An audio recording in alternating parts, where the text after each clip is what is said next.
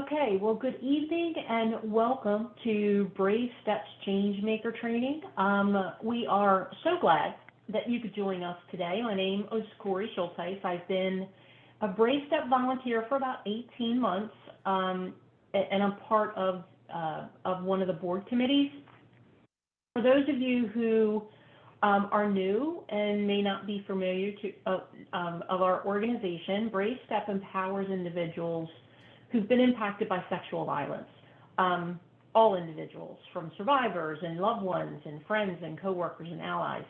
As someone who has a personal situation involving sexual violence, I can honestly attest to the healing through the programs that are offered through Brave Step. As a change maker, we're here to learn and we're here to be educated on tools that we need to support one another. We really want to strive to ultimately provide or prevent future sexual violence. Before we get started, just a few housekeeping details. Throughout the conversation, we're going to have all participants muted. This is really simply to help with background noise and potential disruption. Some of what we discuss here may feel very uncomfortable. It could be alarming. It could be disturbing, and it could even be triggering. So each one of you are important. Please take care of yourself. Step away. If you need to step away, take some deep breaths to help. You can private message Crystal if needed with Brave Step for support. She's more than happy to support you. As Jayneen is presenting, feel free to type questions into the chat bar to the right of the screen.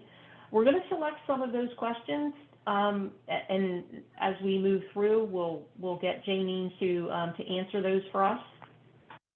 So let's go ahead and get started. It is my pleasure to introduce Ms. Jayneen Sanders. Jayneen is an experienced author. She's a publisher and an elementary school teacher. She is a mother of 3 and an active advocate for body safety, gender equality, and respectful relationship education being taught both in home and at school. She is also the lead author of Engage Literacy, published by Capstone, and has been published, she's published over 100 stories for children. We're really grateful for the work that she does and her investment in Brave Step tonight. So thank you, Jayneen, for being here with us. And with that, Jayneen, I'm just going to go ahead and turn it over to you. You are the star of the show. So please, let's go ahead and get started. Thank you so much, Corey. That is very, very kind of you. And I'm certainly no star of any show, but I will get started. Now, I'm just going to put that like this and just organize myself a little bit. Good. All right. Well, tonight we are going to be talking about body safety and consent, presented by me.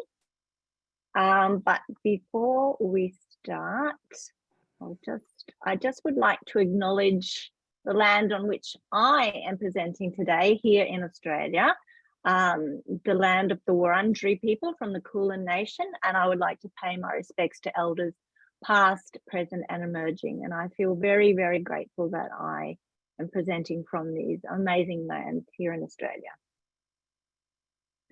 Okay, so in this session, we're going to briefly talk about my story.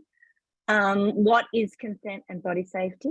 We'll talk about statistics, grooming, teaching body safety and consent, what to do if a child does disclose, and then a summary about resources.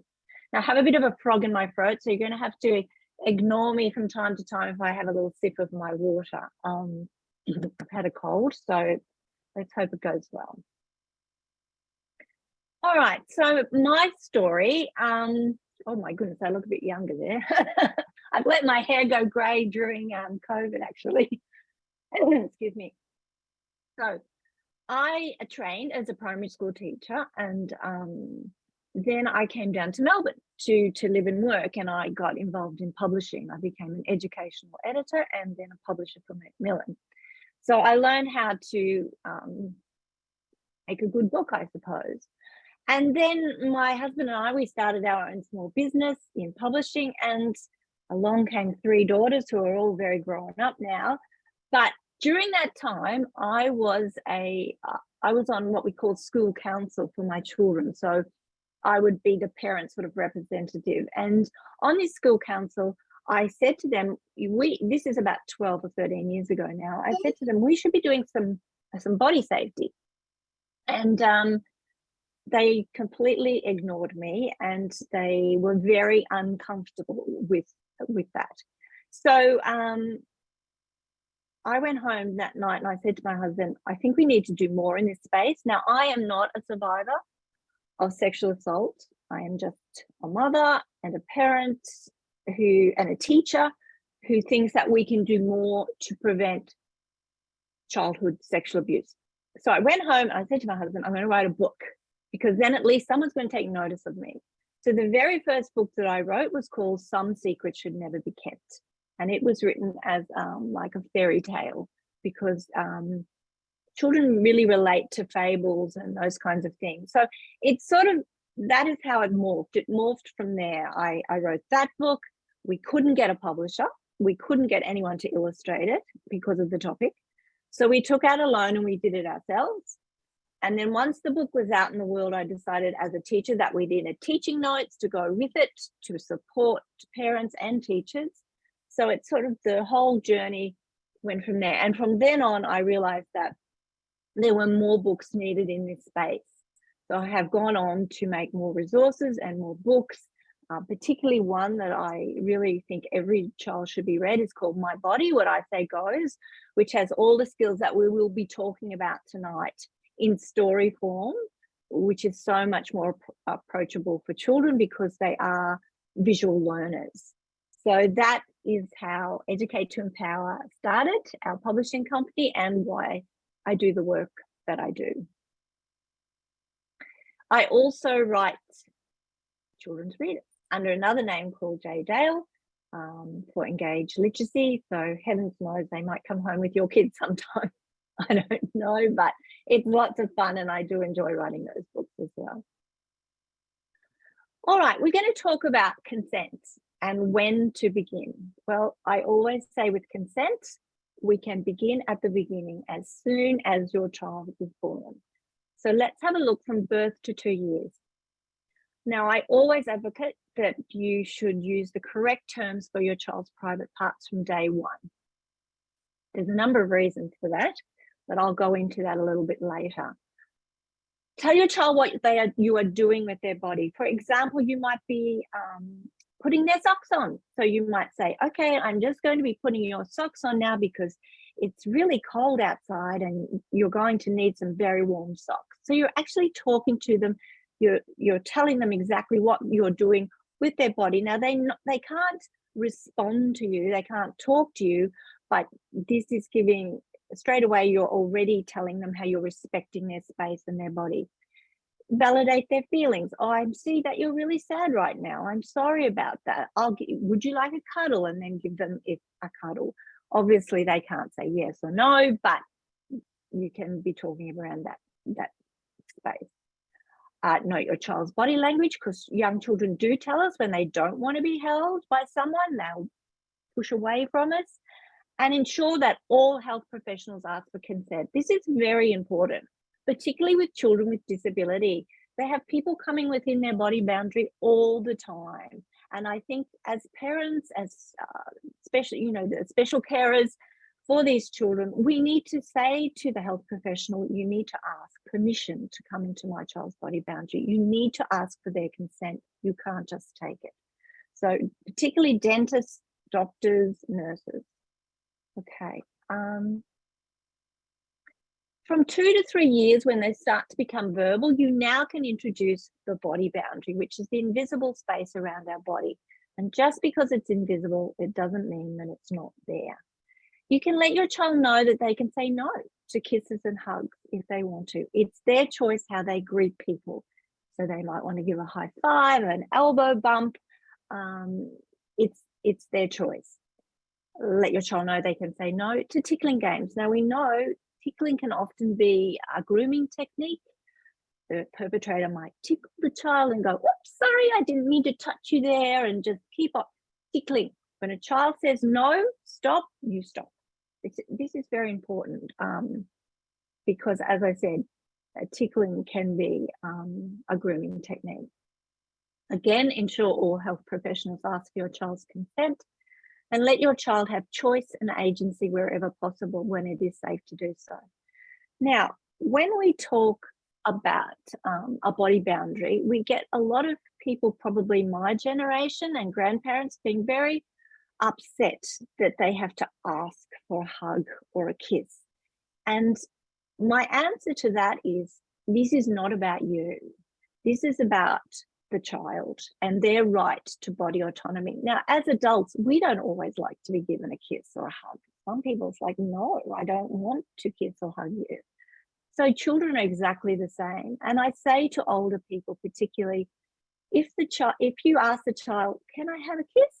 And they say, yes, Granny, that would be lovely. You know, how much better is that than just taking that kiss or that hug and the child pulling away and obviously uncomfortable? It is so much better if they willingly give you that affection. So please ask for consent. And you have to be brave yourself as parents, as carers. You have to be brave and tell people you are teaching your child consent, and they have a body boundary, and it'd be really great if you ask them if they would like a hug or a kiss. It is simple as that. All right. From 3 to 6 years, we continue on with the concepts of body boundaries and consent, and I'll be going into those skills a little bit later. And you don't need to, you do need to teach body safety skills, but it can be formally and it can be informally. So formally, you will go through the skills with them over a number of sessions, particularly using that book I told you about, My Body, What I Say Goes, but also informally when it might come up. For example, it might be that someone shoved them or pushed them. And you could say, well, we talked about that. We talked about body boundaries and how people aren't supposed to do that to you. So you have every right to say, stop, you've come inside my body boundary and I don't like it. So you can bring those sorts of instances into your conversation. Now we have a poster. I have a lot of posters on our website, and if you just go to the website, which is the link down the bottom, and go to posters, you'll find a poster like this, which is when to begin consent and body safety conversations. Now that poster would be ideal for kindergartens, for advocate centres, doctor surgeries. It just gives you an idea of what I was talking about just before, when to begin those conversations. Okay, what is actually, now we're going to talk about body safety and those skills that are involved. Body safety aims to empower children and give them the skills and knowledge that will lessen the likelihood of them becoming victims of childhood sexual abuse. I always say it's a bit like putting on a seatbelt. We always put a seatbelt on our children when they're in the car. We hope that they never have to use that seatbelt, but it's there just in case. It's the same with body safety skills. We give them these skills and we hope and pray they never have to use them, but they're there just in case. So body safety will teach the correct names for their private parts, the difference between safe and unsafe touch. We don't call it good and bad touch. We call it safe and unsafe touch, because sometimes the touch does feel good, and that is very confusing for children, particularly young boys. The touch can stimulate an erection, and that is just very, very confusing for the child. Not to keep secrets that make us feel bad or uncomfortable. So we'll talk about the difference between secrets and surprises, and what to do if they are touched inappropriately. I'd say with the body safety that I'm going to be talking about today, it is always age appropriate, it is always empowering, and there is nothing graphic. Same as when we teach water safety or road safety. we don't show them any graphic images. We don't talk about what happens after an accident. It is the same with body safety. It is totally age appropriate, and it is nothing as adults to fear. It is only empowering for those children.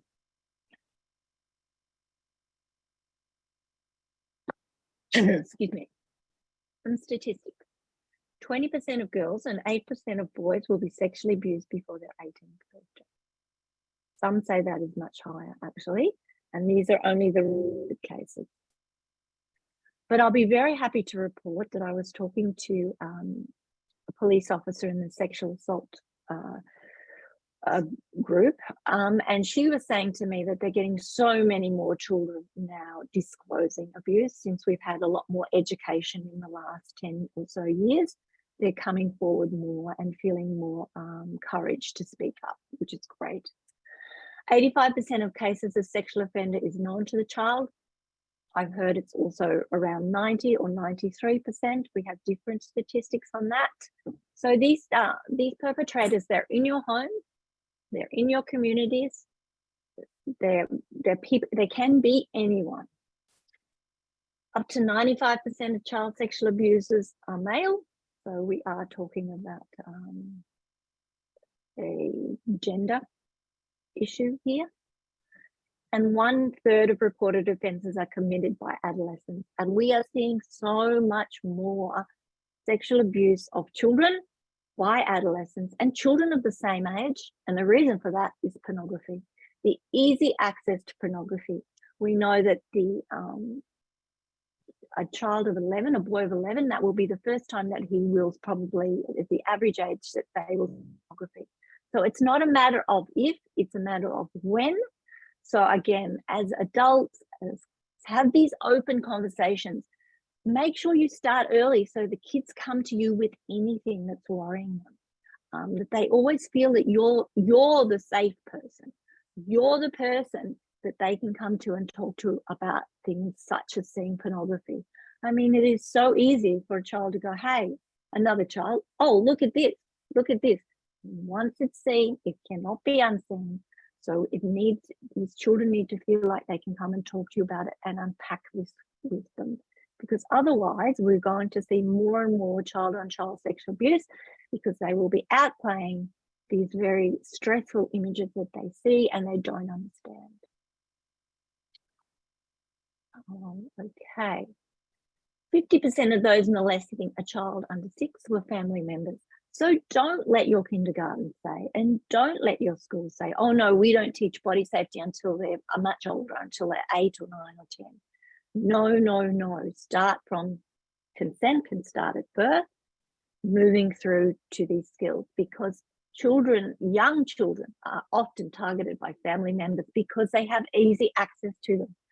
And also because little children feel like in the past, and we hope that's changing, that they didn't have a voice and they couldn't stand up to the big person. They have to be quiet. So this is why they will target younger children. So from that young age, we are giving them the voice and we are teaching them these body safety skills. The most vulnerable age, however, is between 7 and 13 years. So again, we need to be teaching these skills from a young age. And I'm sad to say children living with a single parent with a live-in partner are 20 times more likely to be victims of sexual abuse. So with dating apps, single mothers are often very much targeted by perpetrators because they have children and they are very charming and they are there just like a miracle that they're so lovely and love the kids so much. Have your radar on because they will target single moms. Takes 1 in 3 adults would not believe a child if they disclose sexual abuse. So you imagine for a child who's been sexually abused and they have found the courage to tell an adult and they are not believed. They will probably not tell again. And this is very important that we as adults, as you are here today, educating yourself around child sexual abuse, getting the knowledge, understanding the grooming process, providing your children with the skills, and being that person that says, I believe you. because we don't want children to have to go to 3 adults before they are believed, because the amount of courage it takes for them to disclose is incredible. So yes, we need to educate ourselves so that we do believe children. 98% of child abuse cases reported to officials, children's statements were found to be true. Children do not lie about sexual abuse. They don't have the vocab. They don't have the vocab to make this stuff up. So they are not lying about what's going on for them. Okay. Grooming. So grooming is all about establishing power over a child to maintain a secret. The secret is the perpetrator's currency. So what if a child doesn't keep that secret, it is what's the word? They are going to be found out. So it is imperative that they get the child to keep the secret. Okay, so child sexual abusers will plan their abuse of a child. Some will plan for years to get into your family. For years, they will be that really lovely person who wants to take the kids camping, who's always there, who's friendly. For years. They will choose a victim very carefully. Maybe, like a child who is quieter, a child who is in a home that maybe there's domestic violence, or the child feels like they don't have anyone, there's problems in the home. They will scheme to get alone time with the child, that they're always often that person at a party who's always, oh, I'll play with the kids, I'll do the this over here with the kids, and not actually interacting very much with adults. Not always, but that is a little bit of a red flag. They'll work very hard at being liked and even loved by the child and their family. So that takes time and that takes planning. So be wary of any person who wishes to spend a great deal of time with your child, who makes your child feel really special, who, pay special attention to them. They give them special gifts. They're always seeking that child out and praising them and wanting to be around that child, and who chooses to spend a lot of their out of hours time with children. So they need to be near children. They will always encourage the child to keep secrets that at first may not be of a sexual nature. So it might be, oh, I've got some sweets here for you. Don't tell your mum and dad, it's our little secret, just to see if the child can keep the secret. And if they do, that's a first step. That's great. And they might even use that later to say, when the child, maybe they told the parent that it was told to keep a secret, and they might just say, well, no, that didn't happen. I never said that, to discredit the child, to make them feel like, why would you believe a child over me? They might try to make the child believe that sexual abuse is normal and loved-based. So they may show them pornography, child pornography, to show that this is what you do if you love someone, particularly younger children who have had no education. And they will use terrible threats and blackmail to ensure the child keeps the secret. I'm not going to go into it, but, your parents will go to jail. I mean, children believe in the tooth fairy. They believe in Santa Claus. They're going to believe when someone says, I'm going to kill your parents, or I'm going to kill your dog if you tell. So they will use terrible, terrible threats. They will target busy parents and vulnerable and disadvantaged communities. So yeah, those busy parents always who need help. And they will change jobs and addresses frequently to avoid detection. So once someone is a bit onto them and this is a bit weird and I'm not sure about this person, they'll change jobs, they'll move away. Not always. Okay, now, do we have any questions before I go on to the next section, which is the body safety skills? I'm sorry that was so challenging for people, but sexual abuse of children is ugly.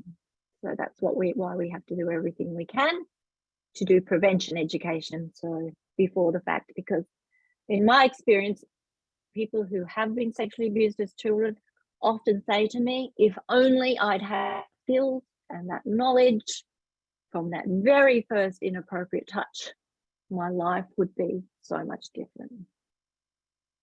All right. Right, pro number 1, talk about body boundaries, consent, and respect, which I have already gone into earlier, telling the child that they do have a personal space around them. And we have to think about that they can say no to hugs and kisses or people coming inside their body boundary, but we also have to remember that we have to teach children that other people have body boundaries. So you can't just push that kid off the slide, or you can't just take the bucket away from a child. You can't just come in and hug a little girl because you like her in kindergarten, you know? No, you can't do that. She has a body boundary. You can ask her if she would like a hug, but you can't take. So it kind of works both ways.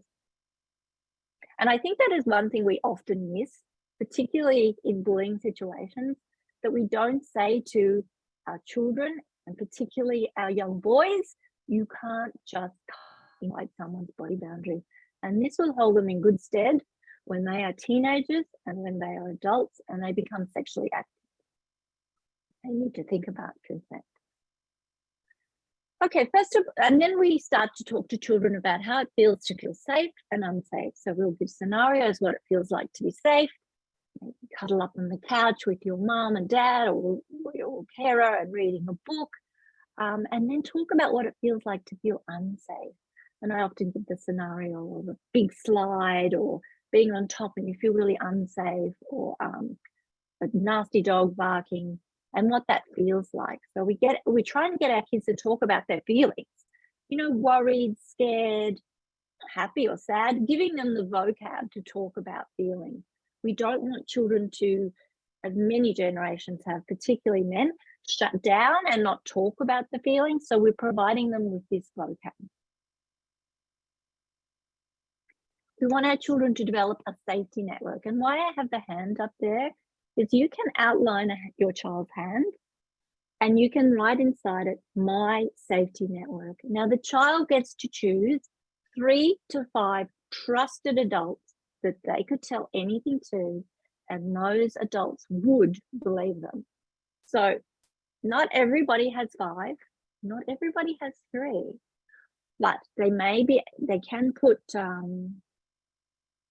the police's number there. That can, if they don't, but it is their choice. So they might put a teacher, they might put their mom, they might put their auntie, but they may not put their dad. So we have to make sure it is the child's choice, and that we also tell these people that they have been chosen to be on your child's safety network, and what an honor it is, and explain to them what it means, and that you're doing body safety with your child, and this is why they've chosen you. And hopefully they will also educate themselves around body safety and body safety skills. I do have a book called Body Safety Education, and that is a book for parents and teachers. Anyway, so they develop a safety network with your child. Oh, and one of those on the safety network should not be a family member. Okay. We need to talk about our early warning signs with children, and this poster is free on the website, and it's also ideal to put up in the classroom or in your home, and what it feels like to feel unsafe. And these are the kinds of early warning signs we get, and how amazing our bodies are that they tell us when we feel unsafe, you know. And we have to listen to our bodies, and that includes adults, because we all get them. And we might even get them when we feel uncomfortable with a person.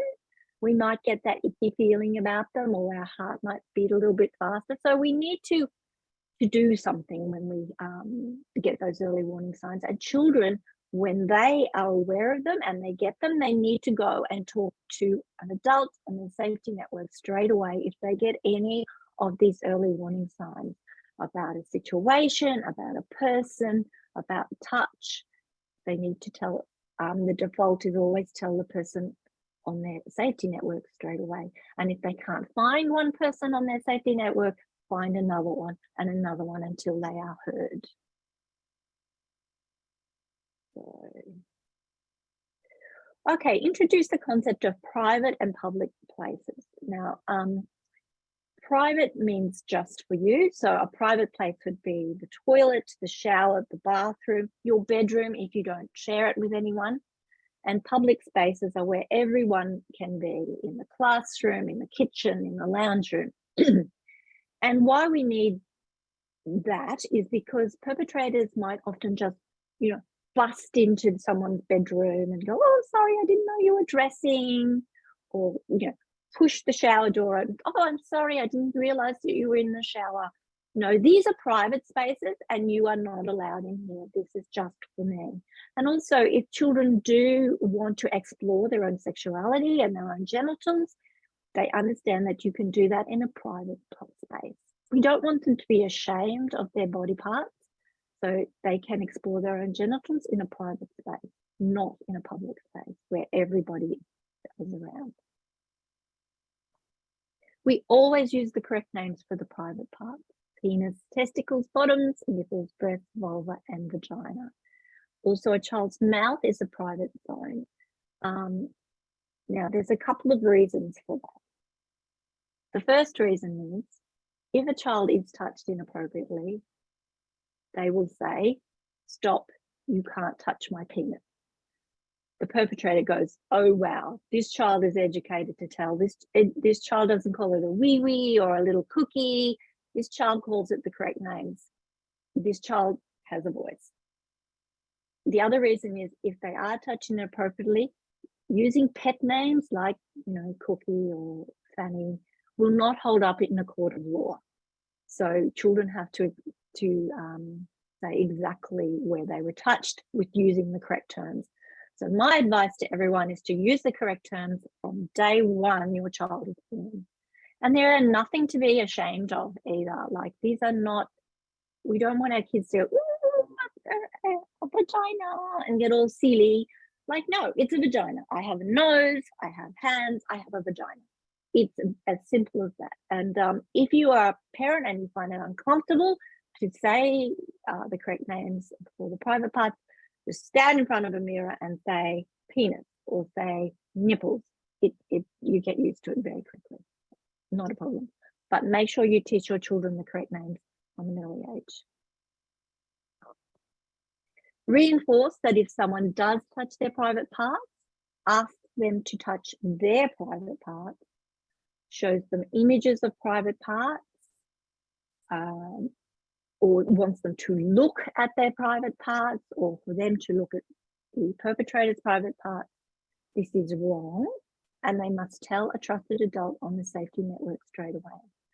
Now, we teach children to stand in that sort of superpower position and say, no, stop, this is my body.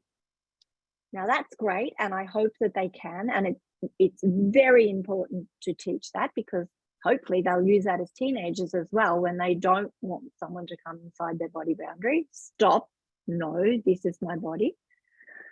We do know that children and adults freeze. So if it's a little child and the big person is touching them inappropriately, they may freeze. Now, my opinion on this, and it varies with different people, I don't think we need to actually say you have an option. I think that they just always need to know, if they are touched inappropriately, to go get away as quickly as possible, and tell a trusted adult on their safety network, and keep on telling until they are believed. So hopefully from that first inappropriate touch, and I think my daughters would have said, stop, this is my body, because I had been teaching this to them, well, my husband and I, from a very young age, and I'm sure that in their 20s they certainly say it now. So some may not, and as I said, the default for the child is always to tell.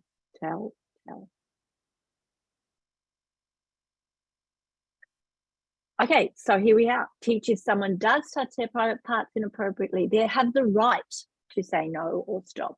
but they need to tell a trusted adult on the safety network. So it's their right. Okay, discourage the keeping of secrets. Talk about happy surprises because they will always be told. So try to take secrets out of your household vocab, because secrets are meant to be kept and are often kept, and they may never be told. And as I said, they are the perpetrator's currency. So they will ask the child to keep the secret. They will say this. No, they will not ask. They will tell the child they have to keep the secret, because if they don't, this, and this will happen. So the child needs to say, I don't keep secrets. We don't use secrets in our house. I don't keep secrets. I only keep happy surprises, because they will always be told. So in your family, try to talk about things like, oh, Gran's having a birthday party, but it's a happy surprise. We're going to be not to tell anyone, but it's a happy surprise, so it will be told, but the party is in a week's time. Not, I'm telling you a secret. Try to take that word away, because often secrets do make us feel uncomfortable and make us feel bad. And we feel, particularly children who have a friend who may be being sexually abused, and they will say to your child, I've got a really, really awful secret, and this is what it is. Don't tell anyone. You're not to tell anyone this secret. But in that case, the child needs to say, well, I don't keep secrets. I only keep happy surprises. And I have learnt my body safety skills, and I think we really need to tell my mum or my dad, because often children will disclose to other children. And if your child has been educated to tell, they will know that they need to, this is not appropriate to have this happen to them, and it's not a secret to be kept. I hope that makes sense. Okay, discuss when it is appropriate for someone to touch their private parts, for example, a doctor. I mean, obviously children get infections, they need to be touched around their private parts, but the doctor must always ask for consent, and one of their adults from their safety network should be in the room with them, always. So they need to know that as well, because sometimes, as children get more and more body safety skills, you will find you'll have toddlers saying, no, this is my body. No means no. And we need to say to them, okay, I hear you. I understand what you're saying. But right now, you have a nappy rash on your bottom, and it is my job as your safe person, as your carer, to keep you healthy and well. So it is my job to put some cream on that nappy rash, because my job is to keep you safe. So, and often I get, but what if they say no and they don't want to hold my hand crossing the road? Again, it's my job to keep you safe, and we're crossing the road and it's dangerous, so you need to hold my hand right now in order to keep you safe. It's always about explaining to the child, and they will listen, and rather than dismissing their concerns. Okay, so I'm just looking at the time. So when a child does find the courage to disclose, our reaction to the disclosure is very, very crucial, because it will affect their ongoing and their healing journey, as Brave Steps would know. That we need to stay calm. We need to not show horror or any kind of facial reaction. We need to tell them, you need to give them compassionate reassurance. Go on. You need to tell the child that you believe them, that they have done the right thing in telling you, that they have been incredibly brave and courageous, that no way are they to blame. It's always the adult's fault. And then that's my little girl, actually. She's now 24. Reassure the child that they are safe and they'll be looked after. And reassure them that you will do everything you can to stop the abuse, but make no promises. Because as we know, in many family situations and with family court, sometimes the child will go back to the abuser. So don't make any promises. And once the child is with a trusted and caring adult, then you need to contact a key organisation. I have some in my body safety education book. And of course, we've got Brave Steps. You need to contact a key organisation after that. So that's very important. Okay, so that's coming to the conclusion, but I just wanted to say that body safety education is ongoing. So if you have any ideas for community involvement, ideas for posters or blogs, or how I can share this message, please let me know. I'd just like to say to all the adults here who are listening, you can play your part. So advocates like us, like Crystal and Corey, we do our part, but you can play your part. You can educate the children around you in body safety, and then you can tell other people that you do that, and it's like a ripple effect. So you say to a mum at kinder, oh, I'm teaching body safety, it's really easy, this is what I do, would you like to learn more? Or you go to your children's kindergarten and say, are you teaching body safety here? Why not? Or the school, the same thing. So you can play your part by empowering your own child, by gaining knowledge yourself about child sexual abuse, and by then going out to your community and saying, why aren't you doing it? It really is so important. And as I said, so many survivors say if only they had known from that first inappropriate touch that they could say no, or they could go straight away and tell an adult and be listened to and be believed, and that they had done nothing wrong, and that they had those skills, how different their lives would be. And some people would still be here with us today. So I think that is how you can play your part in this. Now, I have lots of free resources. So I have my body safety rules posted there. It's in 24 different languages. There's even a US version and a UK version, because we say mum, you say mom. That poster on your refrigerator sends a very clear message to perpetrators coming into your zone that your child is educated in body safety.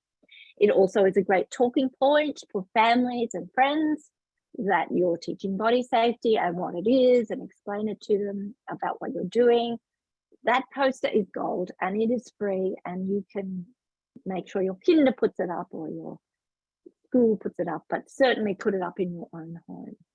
We have the early warning signs. We have we are a child safe home, and we proudly teach body safety. We educate, and this is what we do, so that you can tell others what you're doing. I'm also into gender equality, because I feel that that is very, very important. I feel that when we stereotype our children, we limit their potential. And I don't like to see those who identify as girls and those who identify as boys as being put in the girl box and the boy box, because it limits their potential. So I think it also allows the male box to think they have more power over females, and therefore they can do more about what they want. So I'm really into gender equality in our classrooms, in our homes, stopping stereotyping, and empowering our kids to be just whoever they want to be. So if your son loves to dance, be a dancer. If your son loves cooking, be a chef. If your daughter loves trucks, be a truck driver.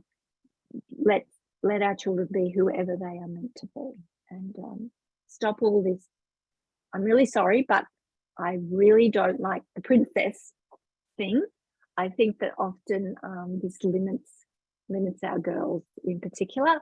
I think that they can be princesses if they want. That's absolutely fine, but let them explore Lego, and let them explore building blocks and all different sorts of things as well. So you'll find a lot of books on my website about gender equality.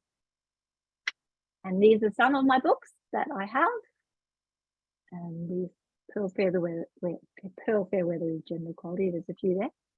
Now, the last thing I want to say is that adults are 100% responsible for educating children in body safety. and educating themselves about child sexual abuse. Child sexual abusers are 100% responsible for sexual abuse of a child. We are responsible for educating ourselves. We are responsible for educating the children. Yes, they have the skills, but they know if they are touched inappropriately and they can't say no, they tell us as adults. But the perpetrator is 100% responsible for the abuse of a child. There is no excuse. So that is what I will leave it on. Any Thank questions you or so comments? much. I'll just pop. Thank you so much, Jayneen. This was really wonderful information. I really appreciate the concept of a safety network. I don't have children, but I do have nieces and nephews and great nieces. So really understanding having a safety network is amazing. I'm going to share that with my niece for her girls. We have about 12 minutes left. We're going to open it up for questions. If there are no questions on the line, we did have a few that came through earlier. So I'll tell you what, we'll start there. I got a couple of questions I'll just shoot out to you, Jayneen, and we'll go from there, okay? Okay, that sounds good. Okay, so the first one is, my 5-year-old daughter loves flashing her body parts in obscene positions. I don't know how to address this embarrassing situation. What can I do? She is not embarrassed at all. Well, that is great. So this is probably where the conversation starts around private and public places. So it's okay to flash your vagina and in private with yourself in your own room, but in public places, these are private parts, so they shouldn't be shown to other people. That's just the way it is. So you need to have that conversation. Also, I'd be interested to know why she is centering and focusing on that private part and why she feels that she needs to show it to other people.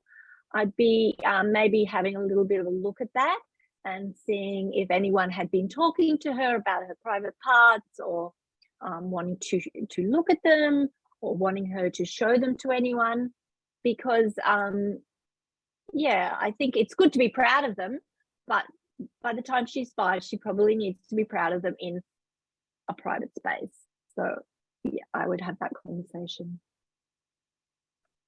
Really, really great information. Another question is, how can I teach this to a toddler, especially during the potty training stage where mom, dad, sister, brother, and grandpa are all assisting with potty time and wiping? Okay, I have a little book called No Means No, which is really good for consent. And I have a new series of 12 little books called Little Big Chats, which is just broken down into small parts. There's 12 books, 16 pages each. So one is on consent, one is on private parts of private, one's on secret. So we break it down for the toddlers. It's for 2 to 6-year-olds. So you could take each book and talk about each part.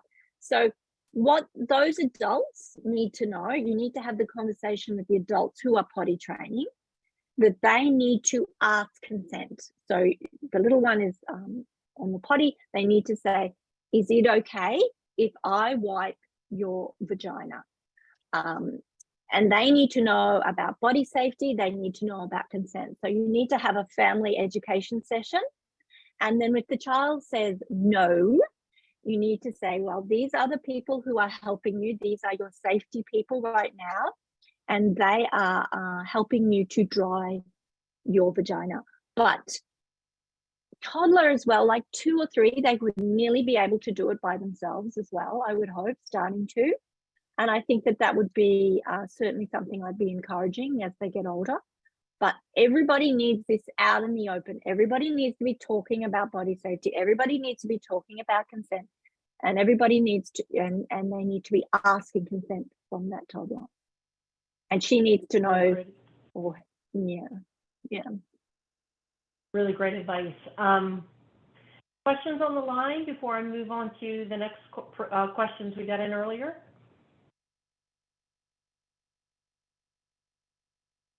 Okay, the next question, are my current actions acceptable if my daughter is comfortable in doing so? Asking a 2-year-old daughter to hug friends goodbye and give a kiss to very close male friends. Mm-mm. No, I'm afraid not. You shouldn't ask your daughter to do that. You should ask her, would you like to hug Uncle Jimmy goodbye? Would you like to kiss Uncle Jimmy goodbye? Not you should. So it's all about asking her and providing her with alternatives. I mean, these are large male friends in a 2-year-old's life. So she needs to have an alternative. She needs to be able to know that she can high five, shake hands, elbow bump, wave. She needs to know that there are alternatives to hugging. And yeah, I'm afraid that's not okay. Okay. The next question is, how do you teach this across siblings, across both boys and girls? Okay, so I think it is genderless. So I think we need to sit our siblings down, boys and girls, and open the book or the poster and talk about it in a genderless way, because I think boys need to know that girls have vaginas and that they have a vulva, and girls need to know that boys have a penis and testicles. It needs to be commonplace. It doesn't need to be sensationalized. So I think that you can definitely at this stage have those conversations. Now, as they get older and you're talking about sex ed, when you're starting to talk about being sexually active, then you may want to have the conversation with your daughter and the conversation with your son. But down here in body safety, there is no need to separate boys and girls whatsoever. They can all know the terms, and that's fine. And also, as they get older, I have no problem with young men knowing about women's body parts and knowing about menstruation and knowing about that they use pads and tampons. In fact, I would want my son, if I had a son, to pack a little bag, and if he saw a girl who got her period and was in trouble, that he could say, here's a little bag, I've got some tampons and pads in here and a spare pair of knickers. I would like my son to be that person, so that he can be a partner when he's older who understands women and their issues and what they're going through. So I think teaching body safety particularly, and I do separate body safety and sex ed. Body safety for me is just empowerment of your body. So I think it's fine to have that siblings all together. I mean, if you're, and you set the tone. If you're sort of, I'm a bit embarrassed, and I can't call these terms properly, it's going to set the tone for them. But if you're just like me and you talk about private parts by the correct names without any problem, then they will do the same. It's all about modeling. We have a question from someone on the line. So Jacqueline asked, I have 4 boys, ages 10 to 17. How do I make sure that they are all respectful with women as they grow? That's a good question. I have a number of posters on the website. One is how to raise a good man. And I think trying to get rid of those gendered languages, trying to say there are boys and there are girls, trying to talk about consent. I mean, from 10 to 17, you need to have these conversations about consent, and they need to involve sexual consent. They need to understand that when a girl says no, it means no. A silence doesn't mean yes.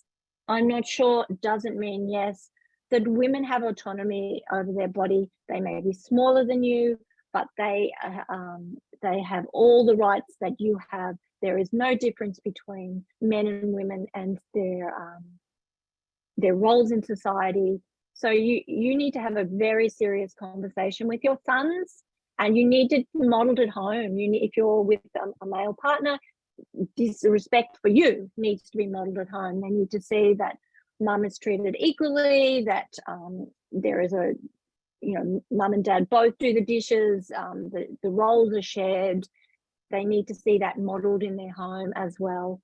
And the school should be doing some work in consent as well, and how to respect women. Thank you so much, Jayneen, and thank you all for the great questions tonight. It's been so informative. We'd like to just take 2 minutes for just a quick poll before we wrap up.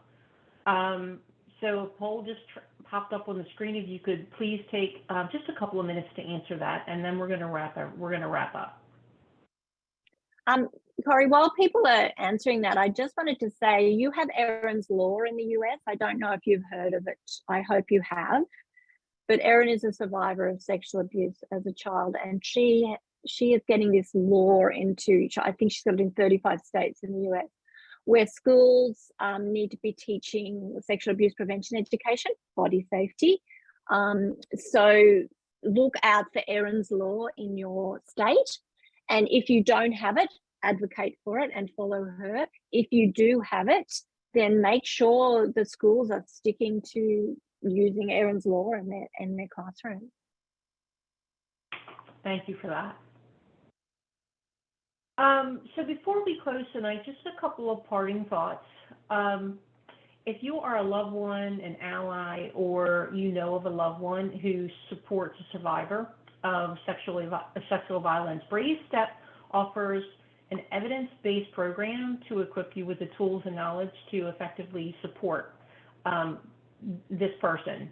So again, I can personally attest to the value and the healing that this brings. You can learn more about Jayneen's work through the Changemaker portal or at www.e2epublishing.info. We'll send those links out via the email as well.